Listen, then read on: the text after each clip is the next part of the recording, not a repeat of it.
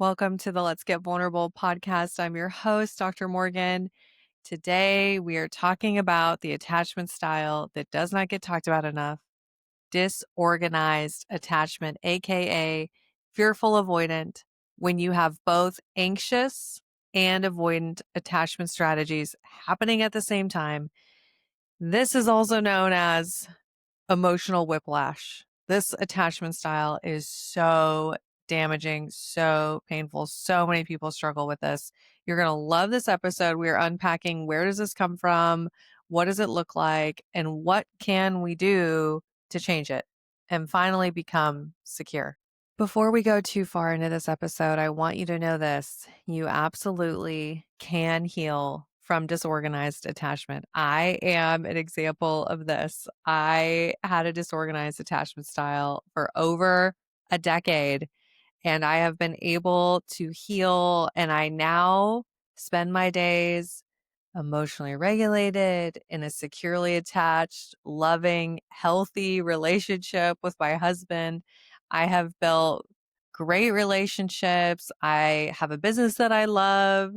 I have all of the things that I used to see other people had.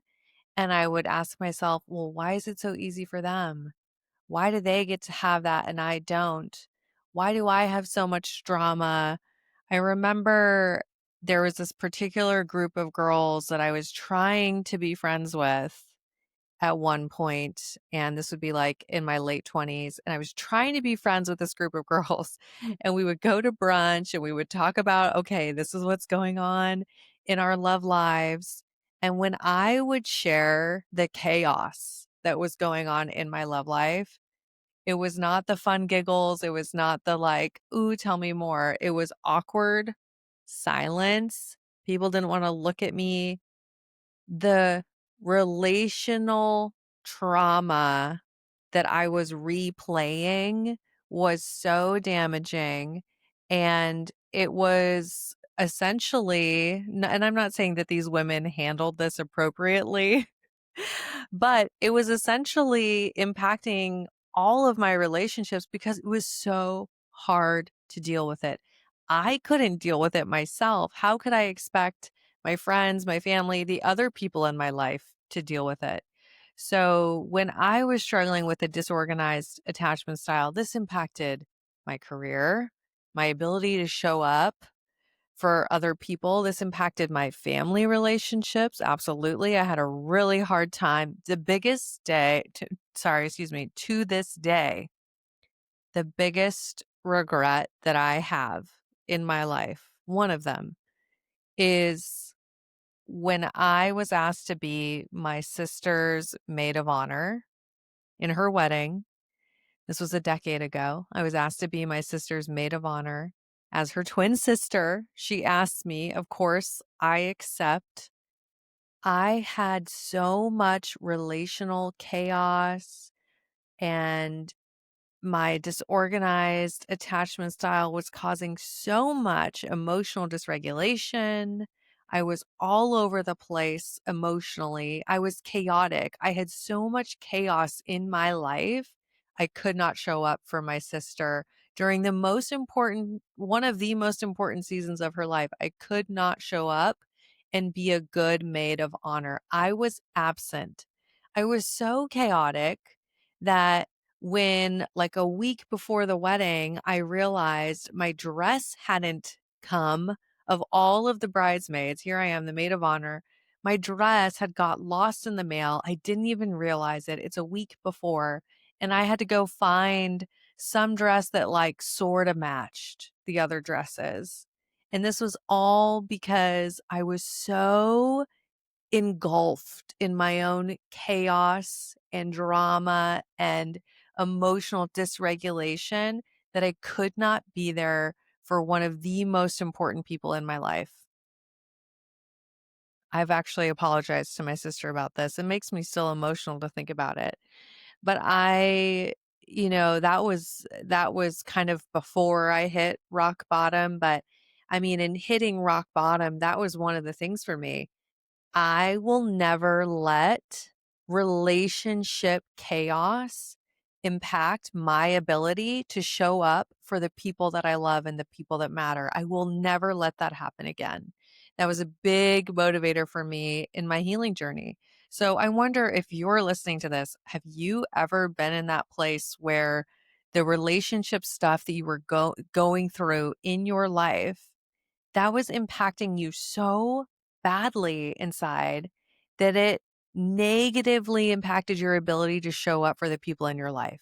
Maybe you missed a birthday. Maybe you, quote unquote, forgot to text your friend, but in reality, you didn't forget to text them. You were too busy crying about the guy that hasn't texted you, even though you had a whirlwind romance for 3 weeks and now you're not hearing from him and you're in this emotional roller coaster.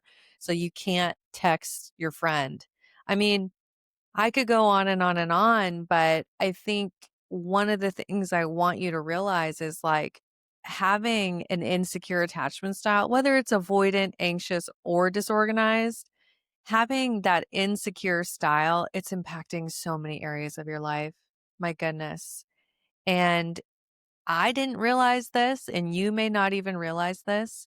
The peace, the peace that comes with healing your attachment style, the peace that comes with becoming securely attached. I had no idea how good it could actually be securely attached, to be emotionally regulated, to have healthy, thriving, reciprocal, emotionally available relationships, to have those as the anchor in my life changed everything.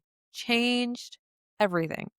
And I know I say this a lot, but I mean, I'm not talking about just romantic relationships. The women who come inside the Empowered Secure Love program, I think obviously they know, okay, yes, we're focused on romantic relationships.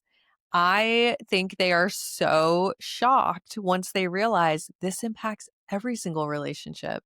We have women come through who they're healing their relationships with their family.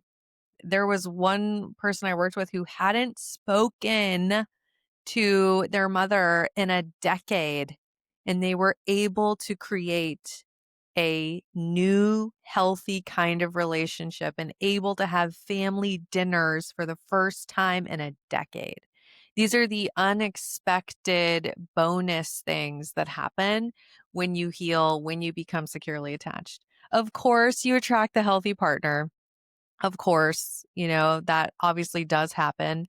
And then as a nice bonus, you may double your income because you're finally showing up in a secure way and you're asking to be paid what you're worth, or you're going after that new career move that you always wanted to. I had one client that I adore that when we worked together, within 6 months, she had doubled her income. She'd gone to a different job and doubled her income. That's just one example. I have so many people I worked with who actually changed their careers because they're finally emotionally regulated enough, securely attached enough that they can do the thing that's quote unquote scary. They can make the career move that feels so, so good to them because they have that emotionally regulated, securely attached self that allows them to do the thing that they really want to do the thing that they're excited about. So in this episode, we're talking about disorganized attachment. And I think I'm telling you all this because I want you to realize how good your life could get when you're showing up secure. Okay. So what is disorganized attachment? Disorganized attachment is the absence of a coherent strategy for connection. Let me explain this. When you have a disorganized attachment style, you have multiple strategies for how to connect. You have the anxious strategy, you have the avoidant strategy, you have those strategies happening at the same breath, at the same time. And then a lot of people with disorganized attachment also have some secure strategies. Most people with an insecure style at least have a little bit of secure attachment. Okay. But you have all these different strategies, and it is unpredictable as to which strategy you will use in any given moment. It's unpredictable. So you could be showing up anxiously attached in one moment where you are devaluing yourself, overvaluing the other person, you're afraid of rejection, you're just wanting to do whatever you have to do to make the relationship work. This is where people pleasing comes up, lack of boundaries, that fear of abandonment is so, so strong, right? You can be doing that in one moment. And then in the next moment, avoidant attachment, devaluing the relationship, practicing hyper independence, pulling away, shutting down emotionally, distracting yourself, numbing yourself, not feeling your feelings, per- coming up with fantasies where that person's not in your life and you don't need them anymore, right? This is why I call disorganized attachment the whiplash of the attachment styles. Because one moment you're saying, do not leave me. The next moment you're saying, I don't need you. And I have lived that. Even as I say those words, I get goosebumps because I remember what that was like to embody that and to live that day to day. It is exhausting. What are some of the other things that happen with disorganized attachment? I made notes for you all because I wanted to make sure that we really talked about this. So, one of the things that happens is you go on this identity loop where you are trusting your fear more than love. And you essentially have emotions swinging so fast from craving the connection to then numbing or dissociating. And you have a very, very busy, busy, busy inner emotional life. The person that is experiencing a disorganized attachment style feels like they are perpetually stuck in fight or flight mode. There's not a lot of zen and calm. I remember some of the first times, like, I feel like it's like, coming out of a fog, essentially. Like, there's so much fogginess around relationships and functioning and coming out of that fog of the disorganized identity and stepping into my secure self. I remember some of the first times just being able to breathe, just being able to relax, being able to be dating someone and getting to know them and not waiting on pins and needles for when they would respond back to me, or not overanalyzing the relationship. I remember that exhale in being like, oh, I guess this is what quote unquote normal people, because when you have insecure attachment, you just label people who don't as normal. Okay. Normal doesn't exist, but you may be shocked to know that actually about 45 to 50% of people do have secure attachment. It's just that when you have an insecure attachment style, you are attracting lots of people with insecure styles, including your friendships and your partners. So your bubble of your life and your relationships, you just think, well, everybody, is struggling. And then you see these secure people though, and you label them as normal, right? And I remember like being able to breathe and just being like, oh, this is what a normal person must feel like. And honestly, it's pretty priceless to be able to have that peace. I know I've talked about this a lot. The word peace. When you've lived in chaos and when relationships equal chaos and pain and fear and hypervigilance and trying to predict and trying to control, you want them to want you, but then you don't want to get too close. You don't want to seem needy, right? When you have lived that, oh, the peace of a healthy relationship is priceless. That's one thing I want to say to any of you who've really been struggling in your relationship patterns. Maybe you're just going through it right now. I know 2025 has been that way for so many people. If you have a relationship ending, you just went through a breakup, you're about to go through a breakup, or you know that you're settling. Some of you listening to this, you know that you're settling. You don't actually want to be with the person that you're with, but it's just comfortable. Okay.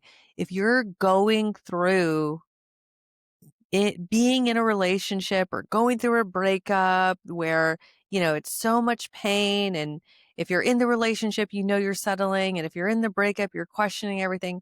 If you're going through all that, I want to give you this encouragement. When you do finally heal deeply enough, and I'm talking rewiring your brain, healing on an identity level, healing on an attachment style level.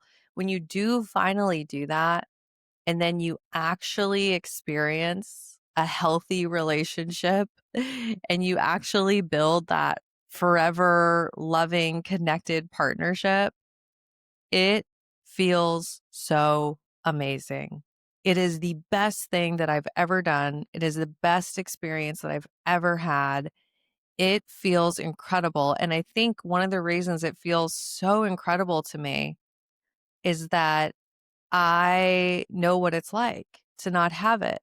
It makes me think about like self-made millionaires, right? People who have to become wealthy on their own terms. You're not somebody that was gifted a lot of money. You're not a trust fund person, and you have to create your own wealth. The feeling that you have of being quote unquote self-made secure, there is so much joy in that. And like I said, it's the best thing I've ever done. I mean, so much joy, so much peace. It is so, so worth it.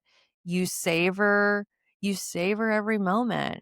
Just earlier today, my husband and I were talking about growing our family together. And I was complimenting him on his outfit. He put together an outfit today, you guys, that was like all clothes that I had bought him. Shout out me. And he looked so good. And I was able to be like, wow, hello, hot dad alert. And he was complimenting me. And, there's like these long hugs that we do when we're supporting each other and helping each other regulate our nervous systems, and just those little things. I savor those things. I intentionally built that. Okay. That wasn't modeled for me. That wasn't something that came naturally to me. I intentionally built that. And the beautiful thing is you can build it too.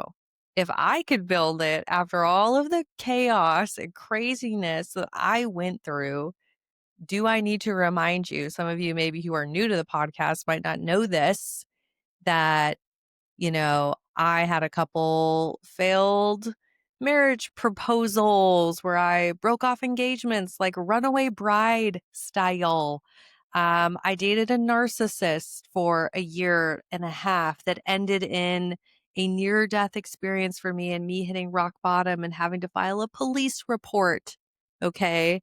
Like, I have been there. I know what it's like. Okay. And I just need you to know that if I can do this, I can build a healthy, loving relationship, the kind of relationship that I used to see other people have and be like, how in the F do they do that? How did they find a good man? I've been looking everywhere and I can't find a good person. Where are the good people? They must have ran out. God help me, did all of the good men disappear? Okay. Like, if I can create that kind of relationship, you can too. You can too. And it starts with you. It's actually, and I know you see this everywhere and it's so cliche, but this is based in neuroscience. This is based in neuroscience. You have to become the kind of partner that you want to attract. You do. You have to become that kind of partner. So let's talk a little bit more about how is disorganized attachment showing up in your dating life today. Here's what's likely happening if you have disorganized attachment. You are hyper vigilant about rejection. If they're not texting you back right away, if they say something that maybe feels a little dismissive, or they're 10 minutes late to the first date. You're finding ways to push people away quickly. But then at the same time, you are terrified of being fully seen. A lot of anxious attachment is about over giving. I feel like a lot of people don't get this, so let me break it down. With anxious attachment, I'm so busy taking care of you and over giving to you and making sure that you feel seen and heard and that you feel good enough, right? Because I'm terrified that you're going to see me. I don't want to be seen, right? I think anxiously attached people make great therapists, and there are probably a lot of anxiously attached therapists out there. It's very, very comfortable to let other people take up the space, you know? Um, so when you have those two things, you're hyper vigilant about rejection, but then you also don't want to be fully seen. You pursue somebody in the beginning, you might be pursuing people pretty intensely. You have these things where it's like, oh, this is the person for me. And we all have these friends too, right? Like you've either been this person or you have this friend where they're like, this is it. This is it. Found the person. I'm all in. I'm all in, right? And then a week later, 3 weeks later, sometimes 3 months later, it starts to get real. Maybe they just invited you to a wedding. Maybe they invited you over to their family dinner. It gets really, really real. And then all of a sudden, after investing super quick, it's like you're looking around, right? You did the anxious thing, you invested super quick, and then you're looking around, you're going, where did all of these yellow flags come from? Or where did all of this incompatibility come from? And you start to realize, ooh, this is not my person. This is not my person, right?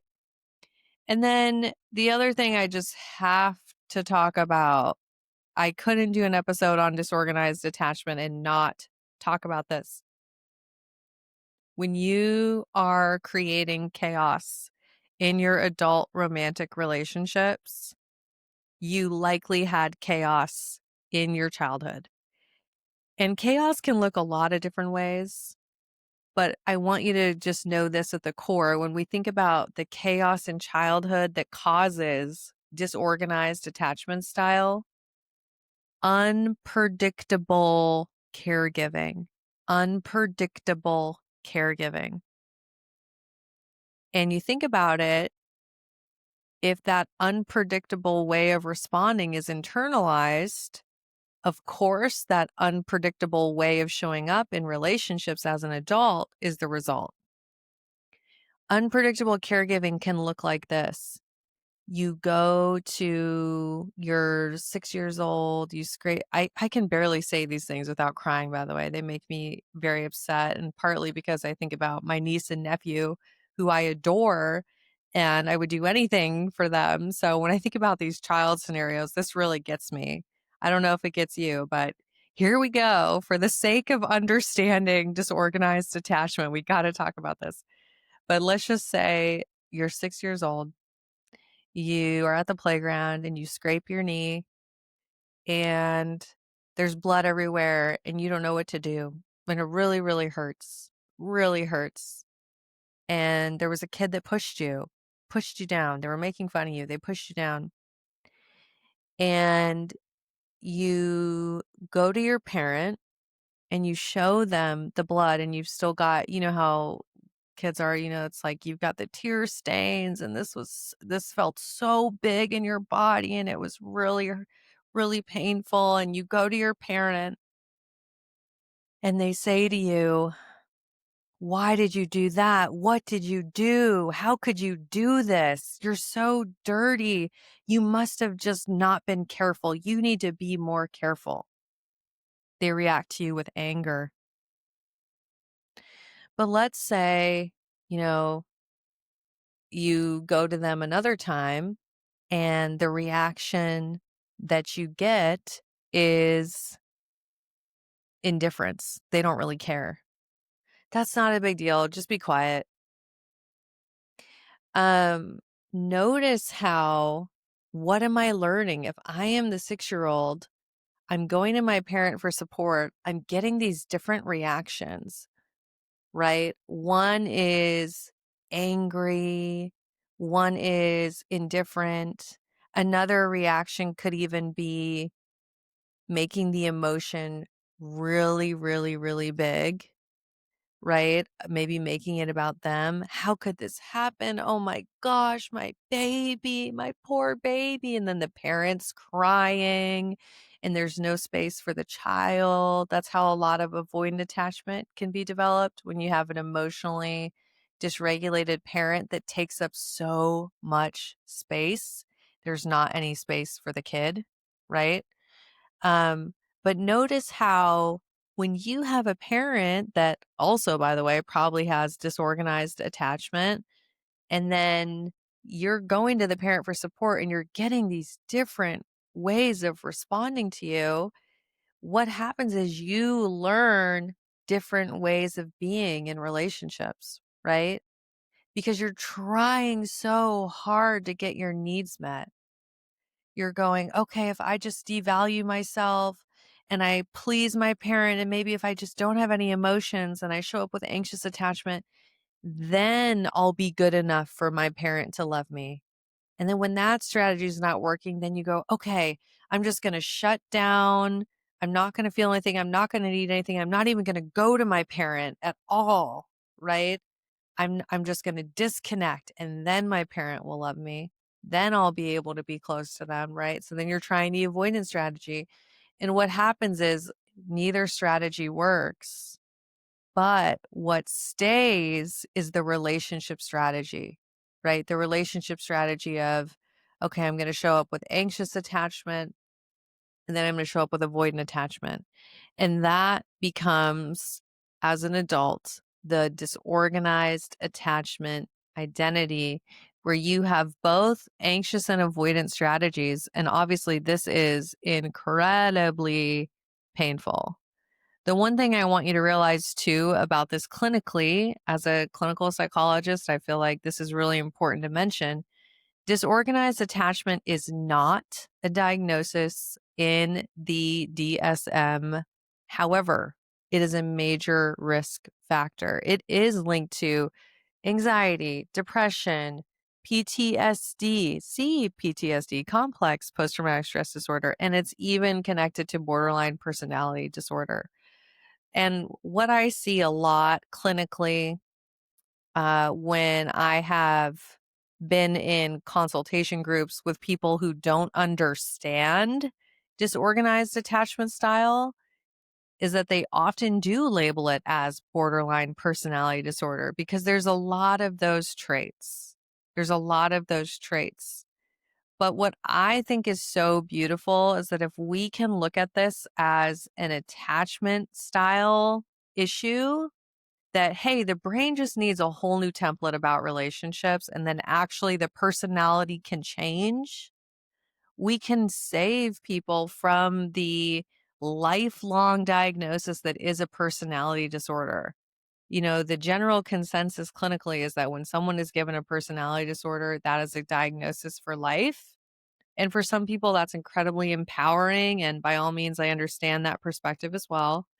But for others, how much more life-giving is it to say, you know what? This is an attachment issue. We need to rewire your brain and create secure attachment. I am so grateful for the therapist that I had when I was dating the narcissist. Shout out Forrest. I doubt he listens to this podcast. Who knows? He was an incredible therapist I had when I was dating the narcissist. And I said, look, I'm studying personality disorders. I meet so many of the traits for borderline personality disorder. Can you explain this to me? And he said, you know what? This is an attachment issue. You have a disorganized attachment style, AKA fearful avoidant. I know that clinically we call it disorganized, but you'll see all over the internet online, people call it fearful avoidant. So either of those, but thank God that I had a therapist that knew about attachment styles, right? Thank God. Because I know myself. If I had been given a diagnosis of borderline personality disorder, that would have crushed me, and it would have had to have been something that I would have had to unlearn and let go of. It just was not what I needed to heal. So I'm so grateful for really, really understanding attachment theory. And what I want you to realize is this: your relationship patterns were built out of survival. If you have a disorganized attachment style and you have a lot of chaos in your relationships, you learned this way of being to survive. It's what you learn to do in relationships to try to get your needs met. And of course, because of neuroplasticity, you can rewire your brain. You can actually let go of those patterns and you can learn a whole new paradigm for love. You can learn to embody secure attachment. So, what I want you to do right now, obviously, if this has connected to you, I want you to really seriously think about joining us inside of the Empowered, Secure, Loved program. This is such an incredible opportunity. You may have heard this, you may have not. Not only do we have an incredible Black Friday offer for you with limited spots, I think at this time there are like 5 spots left. So this offer has just been going like crazy. It's going so quick. So please, like if you're hearing this, do not wait, okay? But not only is it this incredible offer this month, this is also like the last opportunity, okay? Because I am shifting things. I'm shifting how I do things. I'm making space for new things. The program, the way that it is run, is going to be changing, okay? And I don't know if or when it will be open again. So if you're relating to this, I do not want you to miss out. Go use the link in the show notes to apply right now. It takes 2 minutes, okay? Um, the framework that I built is based on neuroscience, it's based on my clinical research, and it's based on helping myself as well, my lived, embodied experience of becoming secure. And it's helped over 1,000 people at this point become securely attached. So I do not want you to miss out on this, right? That you deserve to become secure. And I want you to realize this, that when you're first becoming securely attached, it's going to feel weird. It's going to feel different. That healing starts with predictable, repeated safety. That you'll start to create relationships that are the exact opposite of what your nervous system grew up with. And you get to rebuild trust within yourself first and then trust with others. Because with disorganized attachment, that's another huge thing. You don't have any trust. You definitely don't trust other people, like at all. You are like the FBI investigator, okay? Like you do not trust people. But then you're also not trusting yourself. Deep down, that's what's really, really bothering you. You don't trust yourself. You have thoughts like, ugh, I have a broken picker. I can never pick the right people. Um, I think somebody's great, but then I'm just constantly waiting for the other shoe to drop. I'm just waiting for the grand reveal when I learn that they're either married or get this, I don't know why this one came to me. They're married or maybe they have a whole secret life that I don't even know about, or they have some kind of untreated addiction, or you're waiting to find out that guess what? They don't actually want a relationship. They just want you to want them because maybe they're a narcissist and they just get off of the dopamine hits of you validating them constantly, but they don't actually want to be in a relationship, right? Like if you are living in this place, you're just walking on eggshells and you don't trust yourself. You don't trust yourself to make good relationship decisions. You are so scared that the next relationship that you get in is just going to end in a big mess, just like the last one. How do I know this? Because that was my lived experience. It was terrifying, right? You're just like terrified. But you can actually heal. You can become securely attached. And it does start with trusting yourself, right? You were raised in relationships that taught you that fear was necessary, that intimacy wasn't safe. When you have a disorganized attachment style, you were taught getting close to people is not safe and I have to protect myself at all costs. And you were taught that you could be highly adaptable. You could show up with anxious strategies or avoidance strategies, whatever you had to do to quote unquote protect yourself. And you attract people that require you to use those attachment strategies. You attract emotionally unavailable people. You attract other people with insecure styles. Disorganized attached people love other disorganized attached people, or especially avoidant as well. And the one thing I didn't talk about that I should have is that with a disorganized attachment style, the repetition compulsion piece is even more painful. When you're going through repetition compulsion, you're repeating those same patterns from childhood. You're recreating the chaos because your brain unconsciously is hoping for a different outcome. You are hoping that this time you'll get a different result. This time you'll get them to stay. This time you'll get them to love you. This time they'll choose you and not their addiction, right? For so many people that grew up with parents who have an addiction, they seek out people who have addiction because at a nervous system level, that's what's comfortable.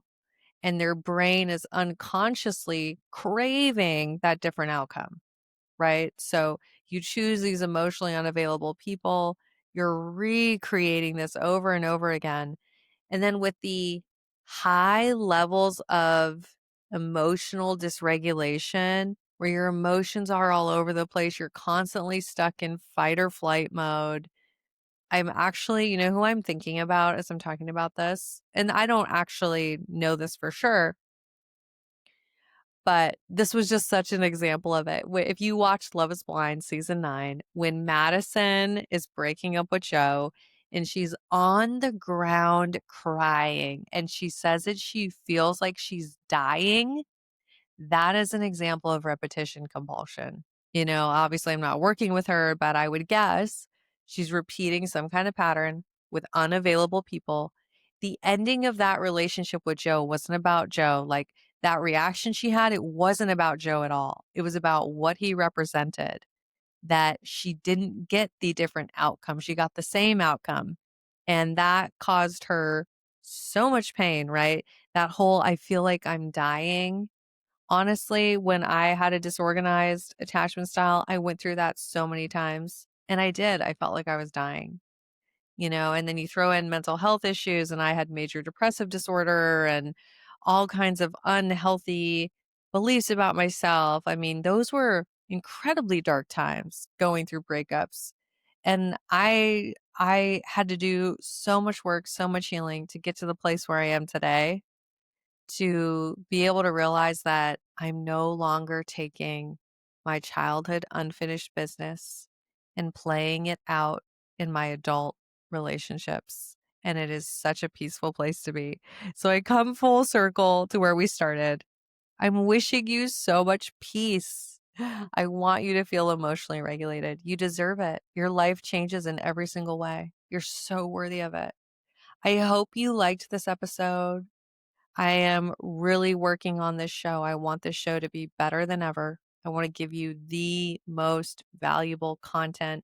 I know a lot of you love these attachment style episodes. So I'm thinking about doing an attachment style series, just kind of going deeper on anxious attachment, avoidant attachment, how they interact, really looking at things from a clinical perspective, but also the lived experience perspective. So I always love to hear from you. Will you please shoot me a message at Dr. Morgan Coaching on Instagram? Shoot me a message. Let me know, what style of content do you want? Do you want more attachment style stuff? Do you want more identity? Do you want breakup support, emotional regulation? I want to just see what I get the most of, and then we'll go from there. But this is why I do what I do. I want to help you. I want to help as many people as possible become securely attached. That is my ultimate goal. So I, of course, am so grateful for you. Thank you for being a listener. It means the world to me. If you haven't yet, if you're new, will you please do this? Will you go leave us a written review on either Spotify or Apple? Either one is great. Every review helps the show. And I just want you to know that, as always, I'm wishing you high self worth and great relationships. I'll talk to you soon.